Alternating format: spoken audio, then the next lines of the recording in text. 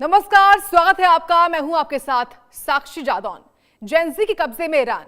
जी हां, आज ईरान की सड़कों पर जेनजी यानी कि जो देश के युवा हैं, जो कॉलेज जाने वाले युवा हैं, वो इस वक्त सड़कों पर है, प्रदर्शन कर रहे हैं, क्योंकि वहां के लीडर और खास तौर से जो खामेनेई हैं, उनके खिलाफ ये इस वक्त प्रदर्शन है वहां के लोगों में, वहां के युवाओं में। और ये सब कुछ है महंगाई की वजह से। तो देखिए, ईरान आज सिर्फ विरोध नहीं देख रहा, बल्कि सत्ता के खिलाफ खुली बगावत देख रहा है। जेनजी की अगुवाई में पूरा देश मानो सड़कों पर उतर आया है। हालात ऐसे हैं कि कई शहरों में खामेनेई की निजी सेना की पकड़ ढीली पड़ चुकी है। और बताएं कि राहत पैकेज, धमकी और दमन कुछ भी प्रदर्शनकारियों को रोक नहीं पा रहा। इस तरह ईरान में गृह युद्ध जैसे हालात है। ईरानी राष्ट्रपति ने हथियार डाल दिए हैं, जबकि अमेरिका ईरान पर हमले की तैयारी में है। सवाल यह नहीं कि ईरान में आंदोलन क्यों है, सवाल यह है कि क्या यह आंदोलन अब सत्ता के अंत की कहानी लिख रहा है। और उसी की तस्वीरें, उसी की वानगी आपको हम दिखा भी रहे हैं तस्वीरों के माध्यम से। किस तरीके से अब ईरान की जो सड़कें हैं, जो वहां के शहर हैं, वहां पर खामेनेई की निजी सेना की पकड़ ढीली हो चुकी है। राहत पैकेज, धमकी और दमन कुछ भी प्रदर्शनकारियों को रोक नहीं पा रहा है। और किस तरीके से तमाम तरह की जानकारियां सामने आ रही हैं, वो भी आपको बताते हैं हम ग्राफिक्स के माध्यम से। तो देखिए, जेनजी इस वक्त जो है वो गुस्से में है, रोष में है। और क्यों है? क्योंकि वहां पर महंगाई चरम पर है। ये देखिए, वजहें कुछ बताते हैं आपको किस तरीके से ईरान में आंदोलन क्यों भड़का, उसकी कुछ जानकारियां आपके सामने हैं। देखिए, मुद्रा रियाल की भारी गिरावट है, ये बड़ी वजह है जिसके चलते आंदोलन इस वक्त भड़का हुआ है ईरान में। बेरोजगारी और व्यापार ठप पड़ा हुआ है ईरान में। साथ ही युवाओं में भविष्य को लेकर काफी गुस्सा है, काफी रोष है, वो अपने भविष्य को लेकर काफी ज्यादा चिंतित हैं। इसके अलावा समझिए कि खामेनेई यानी कि जो सुप्रीम लीडर हैं ईरान के, उनको लेकर, वहां की सरकार को लेकर इतना गुस्सा क्यों ईरान के युवाओं में, वहां के जेनजी में इस वक्त व्याप्त बना हुआ है।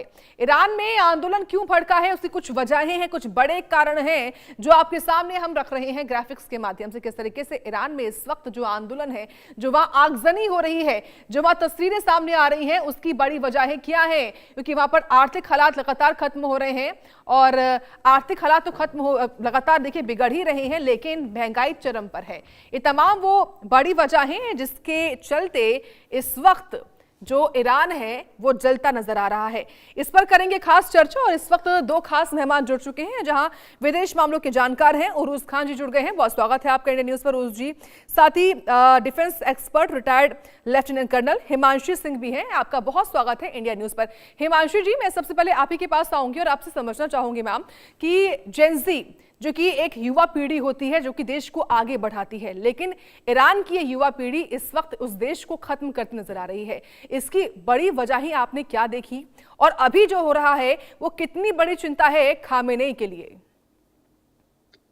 जी, जो आंदोलन देख रहे हैं वो बहुत बड़ी बात है, क्योंकि ईरान में पिछले कुछ समय से अगर हम देखें तो इस्लामिक राज चलता था। और ये 70s में वहां पर शुरू हुआ था, जब रेजा पहलवी को वहां से अपदस्थ किया गया था। और ये कब हुआ था? जब वहां पर एक मॉडर्नाइज सोसाइटी थी। देखिए, वहां पे औरतों को हिजाब पहनने की जरूरत नहीं थी, वो वेस्टर्न कपड़े पहन सकते थे। वहां पर लिकर अलाउड थी, म्यूजिक चलता था। तो एक बहुत ही प्रोग्रेसिव स्टेट वो था। लेकिन ये चीज जो है, वहां पर जो काफी सारे ऐसे लोग थे जो शहरों में नहीं थे, उनको पसंद नहीं थी। वो चाहते थे एक प्रॉपर तरीके से वहां पर इस्लाम का शासन हो, या जो महिलाओं से अपेक्षाएं की जाती हैं तो वो वहां पर रहें। लेकिन जब ये नहीं हुआ, तब ऑलमोस्ट 14 साल के बाद में खामेनेई वहां पर वापस आए और उन्होंने एक तरीके से अच्छी तरीके से वो शासन चलाया। लेकिन हाँ, वो शासन ऐसा था जिसमें महिलाओं को बहुत दबा के रखा गया। अब जब हम बात करते हैं जेनजी की, तो देखिए, जेनजी अब आज के जमाने में जुड़ी हुई है इंटरनेट के माध्यम से बाकी सारे देशों से। तो जब बाकी सारे देशों में वो देखते हैं कि युवाओं का कोई भविष्य है, लेकिन ईरान में युवाओं का कोई भविष्य नहीं है। क्योंकि जिस तरह से वहां पर पाबंदियां लगाई गई हैं बाय यूएस, कि वहां वो अपना तेल जो है खुल के बेच नहीं पाते हैं। वहां की इकोनॉमी जो है बहुत हद तक तेल पर निर्भर करती है। तो वहां पर अगर रोटी के लाले पड़े हैं, फ्यूचर नहीं है। दूसरा, एक वहां पे महासा अमीनी का एक 2022 में एक इफेक्ट आया है कि जब वो आंदोलन कर रही थी तो उनकी आवाज को और लगभग 600 महिलाओं की आवाज को गोलियों से दबा दिया गया था। तो इस तरह की चीजें जब युवा देखते हैं और देखते हैं कि बिकॉज ऑफ द पॉलिटिकल जो हमारा सिस्टम है उसकी वजह से हमारे देश में पैसा नहीं आ रहा है, अर्थव्यवस्था डूब रही है, रोटियां नहीं है खाने को, तो घुटन होती है और हर कोई भविष्य चाहता है। देखिए 80 साल पुराना कोई व्यक्ति अगर अपने हिसाब से सत्ता चला रहा है और युवाओं का कोई भविष्य नहीं है तो बहुत जरूरी है कि वो अपने हकों की मांग करेंगे। मामला सिर्फ महंगाई और बेरोजगारी का नहीं है, बात यह है कि अब लोगों की आंखें खुल रही हैं और वो चाह रहे हैं कि कहीं ना कहीं हमारी बात सुनी जाए। इसमें एक और चीज जो बहुत महत्वपूर्ण है वो है इजराइल ने जो अभी ऑपरेशन राइजिंग लाइन किया था, तो उन्होंने भी, आपने देखा होगा, नेतन्याहू ने सीधी बात की थी वहां के लोगों से, उन्होंने वहां की सत्ता से कोई बात नहीं की थी। तो ईरान के लोगों को कहीं ना कहीं ये भरोसा है कि अगर ईरान पर कोई हमला कर सकता है और हमें बचा सकता है, तो एक भरोसे का भी उन पर बहुत बड़ा इसमें एक रोल है। तो मुझे लगता है कि ये जो जन आंदोलन है ये इतनी आसानी से हल होने वाला नहीं है, लेकिन अगर खामेनेई हट जाते हैं तो उसके बाद क्या, वो भी एक बड़ी बात है। बिल्कुल, यानी कि कुल मिलाकर जो पकड़ है खामेनेई की वो इस वक्त जनता पर उनकी कमजोर होती जा रही है। और आपने जो एक बात कही कि उम्र, जो उनकी उम्र है, क्योंकि 86 साल के इस वक्त हैं खामेनेई, और ये एक बड़ी वजह है। उरूज खान जी, मैं आपके पास आना चाहूंगी, आप क्या देखते हैं? क्योंकि अगर देखा जाए दुनिया भर में इस वक्त छोटी बड़ी जंगें हर जगह हैं और मोटे तौर पर देखूं तो अमेरिका वर्सेस हो रखा है, यानी कि अमेरिका खिलाफ है और बाकी देश जो है वो कहीं कहीं एक साथ होते नजर आ रहे हैं। लेकिन ईरान के केस में क्या? देखिए, बात अगर हम करें जब ईरान की, तो हमें ईरान की हिस्ट्री में हिमांशी मैम जैसे कि गई, बहुत अच्छा लगा है हिस्ट्री इनको जो पता थी ईरान की और जो है अभी मौजूदा हालात। तो मैंने आज से तकरीबन 6-7 महीने पहले भी ये बात डिबेट में रखी थी और ये बात कही थी, और वही चीज़ हुई कि ईरान में प्रोटेस्ट होंगे। देखिए, जेनजी कहे या फिर कोई एक नया टर्म दे दे, तो ये स्टूडेंट्स कहें हम खुल करके तो ज़्यादा बेहतर होगा। इनको स्टूडेंट्स होते हैं, देखिए, जो प्रोटेस्ट के लिए आगे आते हैं। और देखिए, एक बात हमें भूलना नहीं चाहिए कि अमेरिका की इंटेलिजेंस जो होती है ना, और जो मौजूदा हालात अभी चल रहे हैं, ये लोग यूनिवर्सिटीज को जिस मुल्क में भी अगर इंतशार पैदा करना है किसी भी मुल्क में, तो ये लोग यूनिवर्सिटीज को टारगेट करते हैं, स्टूडेंट्स को बाहर निकलवाते हैं और उसके बाद उनसे प्रोटेस्ट करवाते हैं। ठीक है, और ये वहां पर अपने जो लोकल स्पाई जो फिट कर रखे हैं ना, इन्होंने छोटे छोटे नटबोल्ट, ये काम को अंजाम देते हैं ये वो लोग। ठीक है, तो हमने पहले भी ये बात कही थी, जिस वक्त इस्फहान, नेतांज और उस पर फर्दों पर जिस वक्त हमला हुआ था, उस वक्त भी मैंने ये बात कही थी कि आने वाले समय में, यानी कि 6 महीने के अंदर अंदर ईरान में बड़े प्रोटेस्ट होंगे। ठीक है, उरूज जी मैं आऊंगी आपके पास, हिमांशु जी मैं आऊंगी आपके पास, आप प्लीज बने रहें, क्योंकि अभी कुछ महत्वपूर्ण जानकारियां हैं जो कि ग्राफिक्स के माध्यम से एक बार अपने व्यूअर्स को बता देते हैं। किस तरीके से जेनजी, जो इस वक्त जेनजी की कब्जे में इस वक्त ईरान है, उसकी बगावत हुई क्यों, वो आप समझिए। प्रदर्शन कैसे बदले बगावत में? व्यापारियों की हड़ताल, ये वजह ही है। साथ ही आप समझिए कि प्रदर्शन बगावत में क्यों तब्दील हुए। बाजारों का बंद होना, देखिए व्यापारी इस वक्त जो है वो परेशान है, सुरक्षा बलों से टकराव उनका हुआ है और यहाँ पर बाजार इस वक्त बंद पड़े हुए हैं। साथ ही साथ आपको बताते हैं कि बगावत के जो सुर हैं वो इस वक्त वहां के जनता में, वहां की आवाम में क्यों है। सुरक्षा बलों से टकराव होना, ये एक महत्वपूर्ण वजह है जो इस वक्त दिखाई पड़ती है, जो बगावत हालात बने हुए हैं। साथ ही छात्र आंदोलन में सबसे आगे हैं, ये भी बड़े वजह, लगातार हम बात भी कर रहे हैं जेनजी की। और उरूज जी अपनी बात पूरी करिए, और जिन बातों के बारे में हम यहाँ पर जिक्र कर रहे हैं, जो बड़ी वजहें हैं, जो बगावती सुर है वहां के लोगों में, उसकी जो वजहें हैं उस पर आप क्या कहेंगे उरूज जी? देखिए, और जो प्रोटेस्ट होने थे, अगर आपने कभी ईरान गई हो या कोई आपके कांटेक्ट में ईरान गया हो, तो आपको मैं बता दूं इस चीज को कि जो शिराज, वहाँ की जो सिटी है, शिराज है, इस्फहान है, ये 2 सिटीज, और इलाम है, ये सब ऐसी जगह है, फोर्दो है, कि जहाँ पर पहले से ही वहाँ की जो आवाम है वो वहाँ के कायदे कानून को बहुत पहले ही तर्क कर चुकी है। अब एक ट्रेडिशन उनका रह गया है कि खाली सर पर हिजाब, अभी इन्होंने बताया मैम ने, हिमांशी मैम ने, तो इस चीज को मैं और क्लियर कर देता हूं बारीकी तौर से कि सर पर हिजाब ही खाली उनका एक ट्रेडिशन रह गया है। बाकी वो सारी चीजें करते हैं, म्यूजिक भी करते हैं, वो वहाँ थिएटर्स भी चलते हैं, वहाँ नाच गाना भी होता है, सभी चीज नॉर्मल है वहां पर, बहुत ज्यादा। अब कोई अमेरिकन टूरिस्ट पहुंच जाता है तो उसको इस तरह से हाथों हाथ लेते हैं जस्ट बिकॉज, क्योंकि उन तक जो इंटेलिजेंस ही, देखिए इंटेलिजेंस का काम एक दिन का नहीं होता है। ट्रेड और स्टूडेंट्स दो चीजों को टारगेट कर लेती है इंटेलिजेंस, और उसके बाद मुल्क को आग में झोंक देना इंटेलिजेंस का एक प्राइमरी मुद्दा होता है। और इस जगह पर देखा जा रहा है कि ईरान में काफी हद तक के सफलता हासिल हुई है अमेरिकन इंटेलिजेंस को बहुत ही प्रॉपर वे में। अच्छा, हम एक चीज की और थोड़ा सा गहराई में जाते हैं कि ये जो प्रोटेस्ट हो रहे हैं ये अभी क्यों हो रहे हैं। यही प्रोटेस्ट साल भर पहले, 2 साल पहले, या 5 साल पहले, या 10 साल पहले क्यों नहीं हुए थे? क्या स्मार्टफोन अभी आया है? क्या इंटरनेट अभी आया है? क्या ये फेसबुक, इंस्टाग्राम की रील्स जो हुए वो अभी पॉपुलर हुई हैं? इससे पहले क्या पॉपुलर नहीं हुई थी? सारी चीजें थी, सारी फैसिलिटीज थी। देखिए, वेनेजुएला पे हमला करना, पहले हम रशिया और चाइना को, अमेरिका ने सोचा कि पहले रशिया और चाइना को वेनेजुएला में हम फंसा दें, ठीक है, वेनेजुएला पे अटैक करके, और उसके बाद ईरान इस तरह से कमजोर पड़ जाएगा। ईरान इस वक्त मदद मांगेगा तो भी किससे? और क्योंकि चाइना ने एक तरफ तो अपनी पूरी आर्मी लगा रखी है वहां से सारी ऑयल को प्रॉपर वे में लाने के लिए अपने मुल्क तक, और रशिया लगा हुआ है अपनी बीच बचाव में लगा हुआ है, ठीक है। और दूसरी तरफ ईरान अगर किसी से मदद मांगेगा तो किससे मदद मांगेगा? ऐसे हालातों में ईरान कमजोर पड़ जाएगा। और वहां के जब जो ये स्टूडेंट्स हैं, वो स्टूडेंट जब सड़क पर आएंगे तो जाहिर सी बात है ट्रेड हिट होगा। जब ट्रेड हिट होगा तो जाहिर सी बात है आवाम परेशान होगी। आवाम परेशान होगी तो एक ग्लोबल मैसेज जाएगा, और ग्लोबल मैसेज जाने के बाद सामने का तख्ता पलट करने में आप कह रहे हैं उरुस जी की टाइमलाइन। हिमांशु जी, मैं आऊंगी आपके पास, और आप क्या इत्तेफाक रखती हैं उरुस जी की बात से? जो प्रोटेस्ट हो रहा है उसकी टाइमलाइन क्या समझती हैं आप? जी बिल्कुल, मैं इनकी बात से इत्तेफाक रखती हूँ। देखिए, ये जो है ना एक बड़े गेम का हिस्सा है।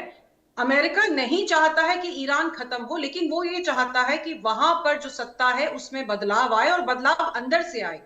क्योंकि अगर इनको खामेनेई को खत्म करना होता, या इनको उस समय कुछ करना हो, तो ऑपरेशन राइजिंग लाइन के समय या ऑपरेशन मिडनाइट हैमर के दौरान ये कर सकते थे। लेकिन ये चाह रहे हैं कि पूरे विश्व में एक मैसेज आए कि जो ईरान है वो इंटरनल हालात की वजह से कोलैप्स कर रहा है।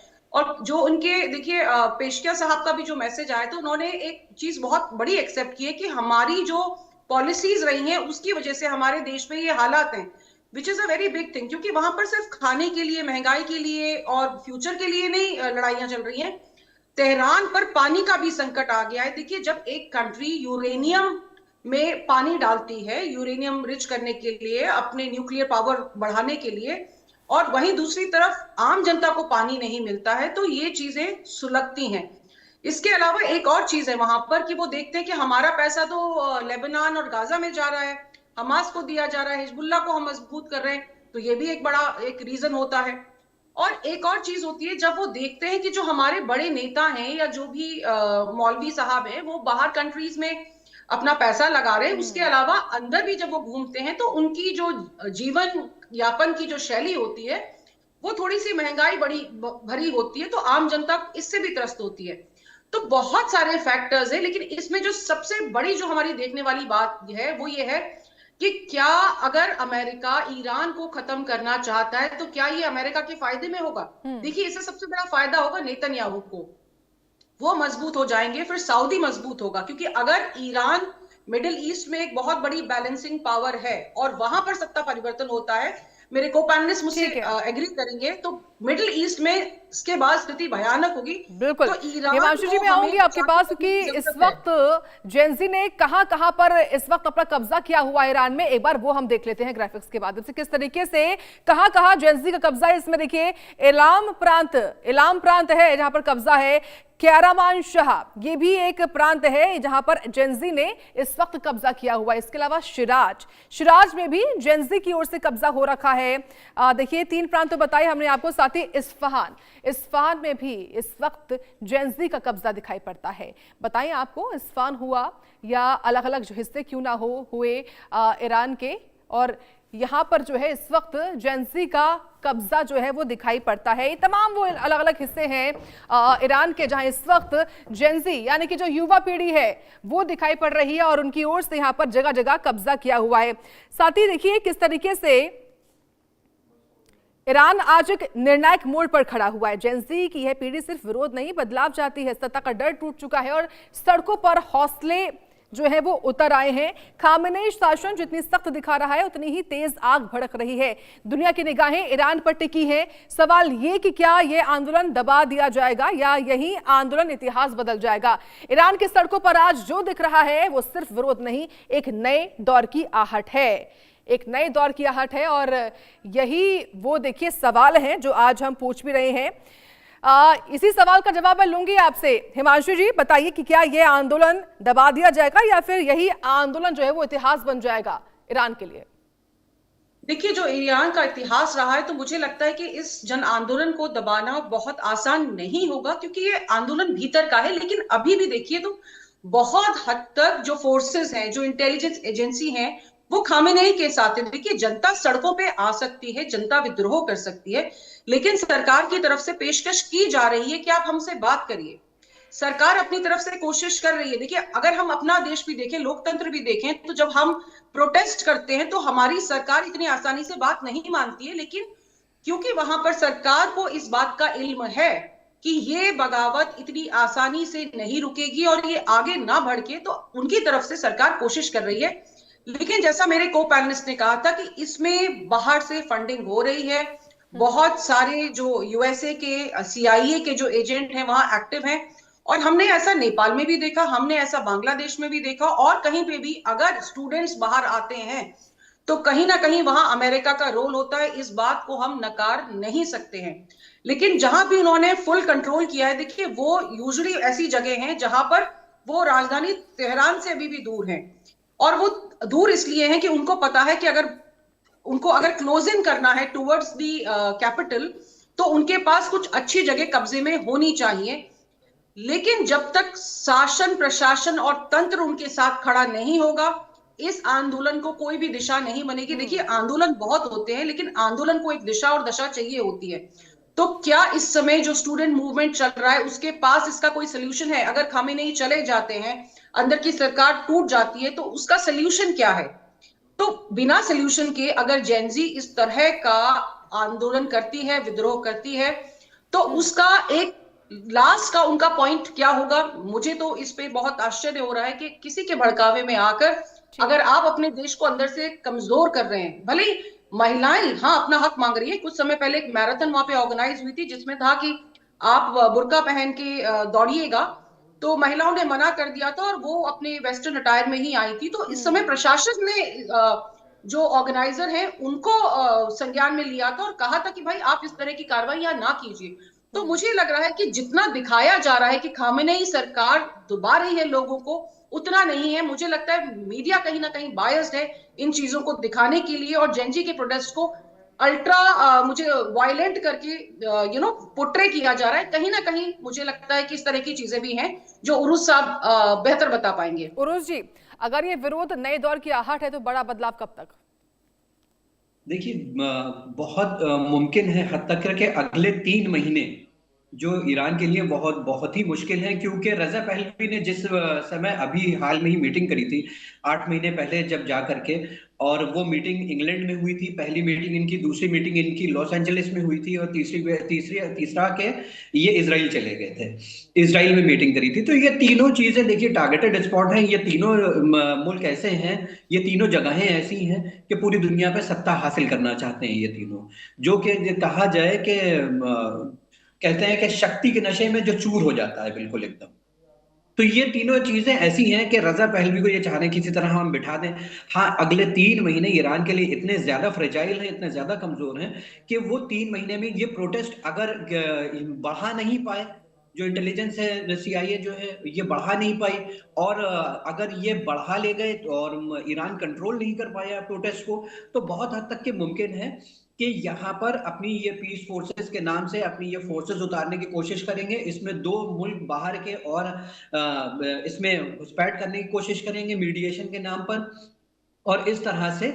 और देखिए, क्योंकि खामनेई उनका एक सर्टेन एज होती है हर किसी की, भागने दौड़ने या चलने की। खामनेई को हालांकि ये मुझे नहीं लगता है कि खामनेई इतनी आसानी से अमेरिका के हाथ में आ सकते हैं, और बिना खामनेई हाथ में आए हुए वहां की सत्ता पर कोई और नहीं बैठ सकता है। अब या तो ये प्रोटेस्ट को ये बढ़ाएंगे, खाली सॉरी शिराज, इस्फहान और नतांज में नहीं, फोर्दो, कैरमान में नहीं, बाकी और शहरों में भी बढ़ाने की कोशिश करेंगे।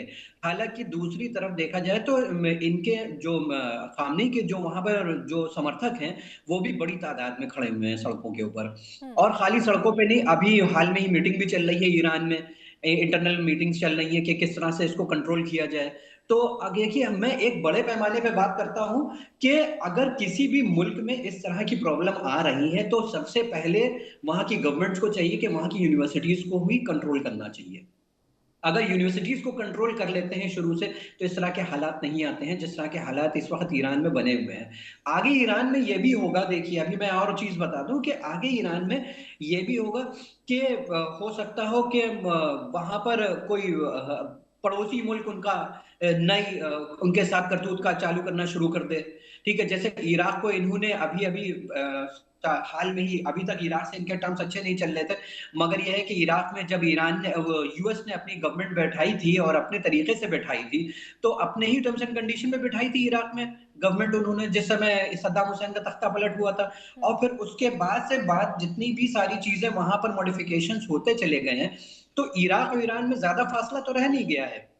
दूसरी तरफ क्या पता इजराइल फिर से ईरान पर हमला कर दे, और एक तरफ हमला कर दे तो जब ईरान पर हमला करेगा तो ईरान पलटवार करेगा इजराइल के ऊपर, और एक तरफ फिर यूएस ये मुद्दा उठाएगा कि आपके अपने मुल्क के हालात सुधर नहीं रहे हैं और उसके अलावा आप दूसरे मुल्क पर भी इस तरह की वो चीजें करने के लिए करें, इसलिए मैंने आपके ऊपर एक मिसाइल और दाग दी, और इसलिए मैंने आप पर रिपीटेड मिसाइल दागना शुरू कर दिए। तो ईरान देखिए दो तरफ से कमजोर पड़ने की कगार में है इस वक्त। हालांकि तख्ता पलट इतनी आसान नहीं है, मगर अगले 3 महीने जो है वो ईरान के लिए बहुत ही कठिन है, और इन 3 महीनों में हो सकता हो जियोपॉलिटिकल स्ट्रक्चर ईरान का चेंज हो सकता है।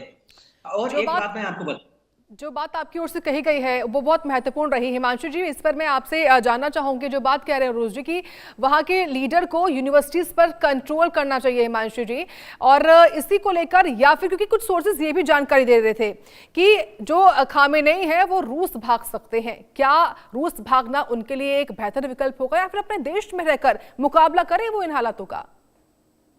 देखिए, खामेनेई इतना जल्दी रूस नहीं भागेंगे, क्योंकि जो हम वहां के लोगों का मनोविज्ञान समझते हैं, तो वहां पर लोग मौत को गले लगाना ज्यादा बेहतर समझते हैं, ना कि देश के साथ गद्दारी के। और खामेनेई की देखिए रिस्पेक्ट तो है, इस चीज को हम डिनाई नहीं कर सकते, वो बहुत रिस्पेक्टेड है वहां पर।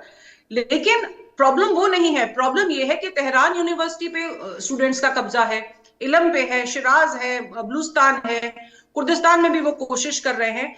अगर आईआरजीसी या बेसिल मिलिशिया का काम विद्रोह को कुचलना है, तो वो अगर महिलाओं और बच्चों को अपने आगे देखेंगे, तो क्या वो इस विद्रोह को जिस तरीके से इसको कुचलना पड़ेगा, जैसे गोली के साथ में, इसके साथ में, क्योंकि ये स्टूडेंट्स बातचीत के लिए तैयार नहीं हो रहे हैं, तो क्या वो इन पर निहत्थे बच्चों पर गोलियां चला पाएंगे? तो देखिए, जब इस तरह की चीजें होती हैं तब सुरक्षा में दरारें पड़ती है, और तब स्थिति जो है ऐसी होती है कि किसी भी नेता को देश को छोड़ के जाना पड़ता है। यही हुआ था जब इनके शाह जो है वहां से भागे थे। तो निचले स्तर पर देखिए सिपाही जो है वो गोली चलाने से जब हिचकेंगे, तो डेफिनेटली कहीं ना कहीं जो वहां के शीर्ष नेतृत्व है उनको भागने की जरूरत पड़ सकती है, या उनको खुद ही कहा जाएगा कि आप देश छोड़ के चले जाइए। और इस स्थिति में जैसा कहा जा रहा है कि खामेनेई शायद अपने 20 जो क्लोजेस्ट लोग हैं, चाहे वो उनके फैमिली के हैं या शीर्ष नेतृत्व है, उनके साथ रशिया चले जाएंगे। लेकिन अगर ये होता है, तो मुझे जो डर है वो ये है कि ईरान में जिस तरह का न्यूक्लियर का हम एसेट्स देखते हैं, उन एसेट्स का क्या होगा, वो किनके हाथ में चले जाएंगे? कहीं ऐसा नहीं हो कि विश्व न्यूक्लियर बिल्कुल निश्चित तौर पर हिमांशु जी, और अगर ऐसा होता है से तमाम यही सवाल खड़े होते हैं जो आपकी ओर से कहे गए हैं, उठाए गए हैं। फिलहाल क्योंकि वक्त की कमी है, वक्त इतने की अनुमति देता है। आप दोनों का बहुत धन्यवाद जुड़ने के लिए, इस खास चर्चा का हिस्सा बनने के लिए। वक्त हुआ है